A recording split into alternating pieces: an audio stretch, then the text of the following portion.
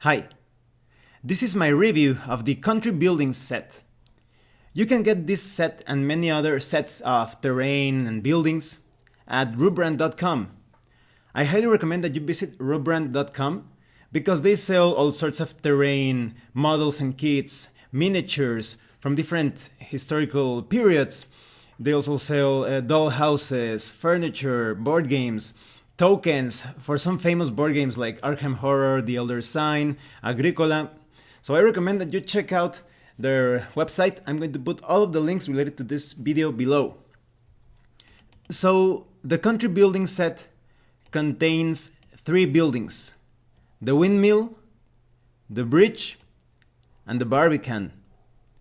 They're going to be quite useful in war games, role-playing games, even storytelling games where you want to illustrate the passage from one event or scene to the other or to a different site.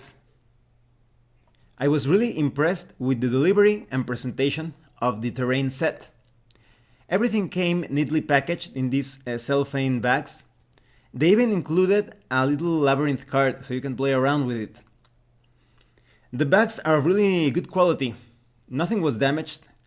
And if you are careful, you can even use these bags for short-term storage, in my opinion. Perhaps to store some of the contents of the different bags. So everything is well contained in the bags. You have an instruction manual and it's not written in a specific language. It only uses numbers and images. So it's quite easy for you to understand how to put things together. They even include a little wooden toothpick so you can separate some of the smaller pieces from the spruce.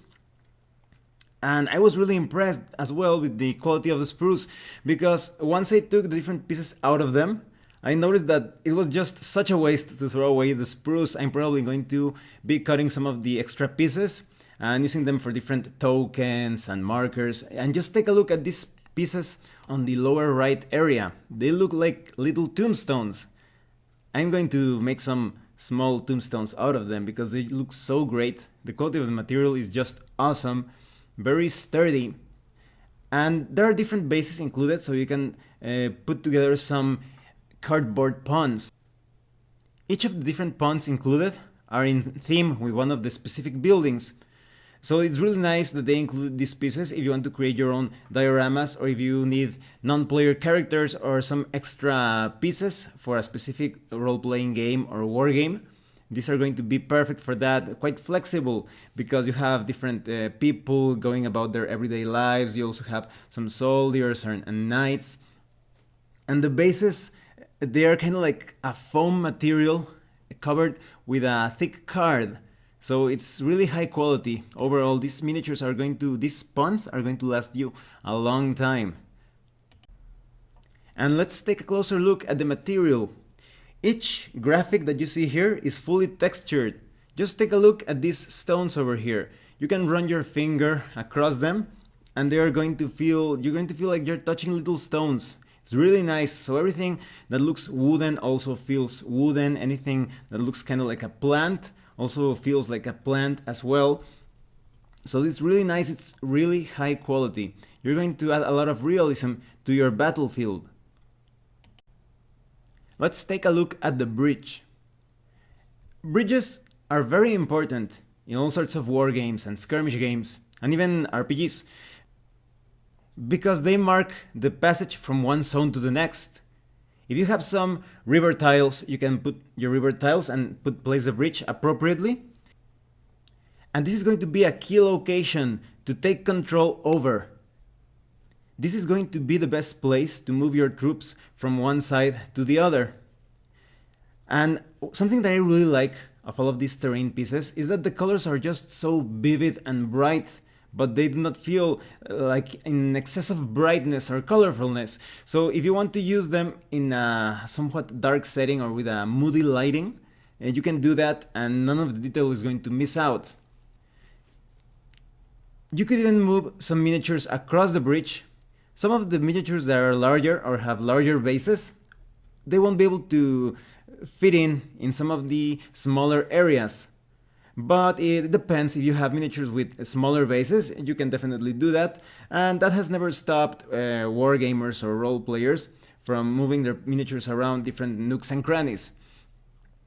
And if you use the different pawns included with each of these sets, you can take, for example, the pawn of the little boy and place it inside this toll booth over here, just to simulate that there's someone inside.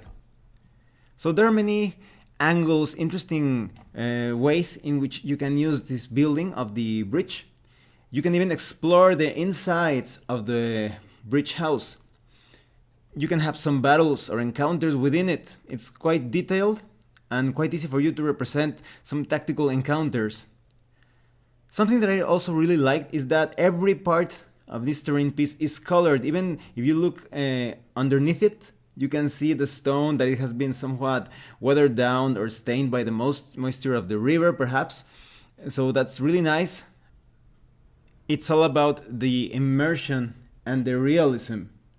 Many of the doors in these different terrain sets can be opened and closed, and you can see details of different staircases and passageways. Looks really great. I highly recommend that you combine these pieces with different tiles in your collection. It's going to look even better with some dungeon tiles to simulate the floor, or maybe you want to add like a staircase that leads to the cellar. You could also add 2D or 3D furniture. The sky's the limit with these terrain pieces. Now let's take a closer look at the windmill. And look at it, you can even play around with different moving pieces. Check this out.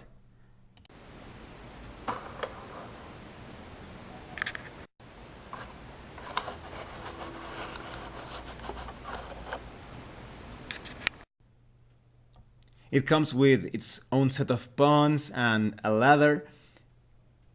Windmills feel so atmospheric. Sure, there are important tactical pieces in a battlefield. It depends, maybe you want to destroy this windmill, or maybe you want to protect it. Or maybe you're just looking for some non-player character that is living or working inside or around the windmill. You can go there.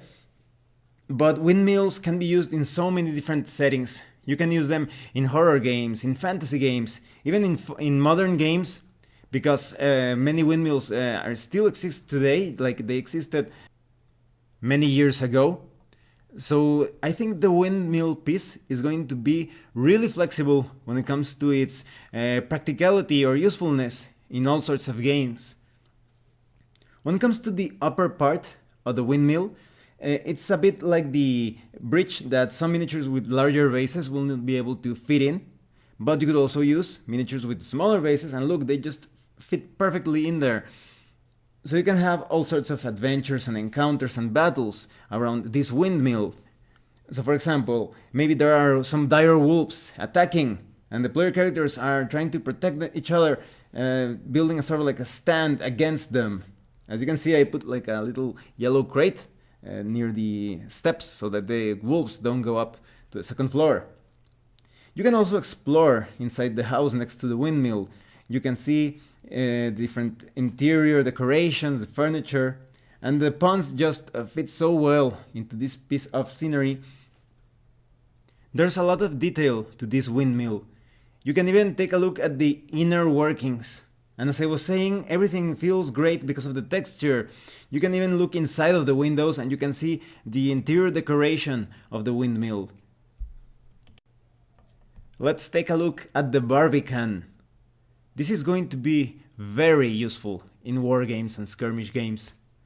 All sorts of fortifications are great as central elements to a particular scenario or battlefield. And with this Barbican, you can open and close the doors. You can even open the upper part to see what's inside. Just take a look at how sturdy this trapdoor is.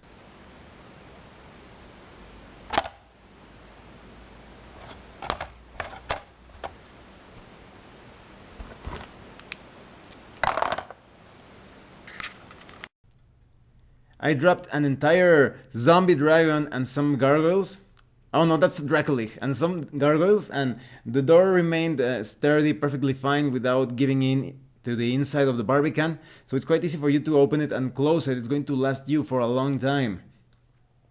And there are many places in this Barbican that you can use for a sort of like a siege type of situation. And the different pawns are also designed to work, for example, the ballistay and different parts of the building. So it's going to be great to build some interesting battles around it. Maybe there are a bunch of undead threats or supernatural monsters attacking this Barbican, and you have to use your warrior or your wizard to protect the Barbican. So it's going to be really exciting to have some battles in and outside of the Barbican, thanks to the trapdoor that you can use to look at the inside of the Barbican, the functioning doors that you can open and close, and different areas in which you can place different units and warriors, and perhaps you can use a rogue to climb up the Barbican if you are attacking the structure. So it's going to be great for different types of war games, role-playing games, etc. So what do I think of this country buildings set? It's flawless, it's perfect. It's so useful for so many war games. You can play it with Warhammer Fantasy Battles, Age of Sigmar, The Lord of the Rings, The Hobbit, Kings of War, Malifaux, War Machine, Blood on the Blade, Bladestorm 2nd Edition.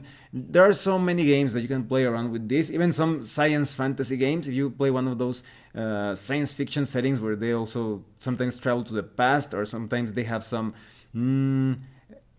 anachronistic elements in the setting, you could also use it with those types of games. The cardboard quality is excellent, and they were so easy to put together. The texture looks and feels so nice. The colors are so bright and look in perfect harmony with the rest of the structure. You can play it with a lot of light or dim lighting, and you can still appreciate the different details. You can use them as standalone pieces or join them together with other tiles and pieces of scenery that you own. You can also, because it's cardboard, you could also cut some of the pieces or paint them so that they look ruined or burned for a particular ruins scenario, or maybe there was a fire and now this is what is left of the different structures. And the structures haven't already been ruined, or maybe there was an attack upon the town, maybe they used catapults and war machines, and now some of the buildings were a bit destroyed. It's quite easy for you to use your modeling knife or your scissors and your paints to modify the buildings however you like. And of course, the hardcore hobbyists will probably modify the buildings, add some other houses and structures and tunnels and bridges, so it's also quite useful for that. So I highly recommend that you get the country building set. Each of these buildings can also be purchased separately, and I'm going to put all of the links below so you can purchase the whole set or just each individual building separately. And I also recommend that you check out the entire website of Rubrand.com. There's something for everybody there. And I'm going to feature these buildings in my next Blood on the Blade battle report, so I hope you will check that out. And if you haven't seen my part 1, including the review, and part 2, I'm going to put the links below also. It's a really cool dark fantasy solo game, so I highly recommend that you watch that and you stay tuned for when I use the country building set in my next battle report. Well, thanks for watching my review. If you have any comments or questions, please let me know. See you later.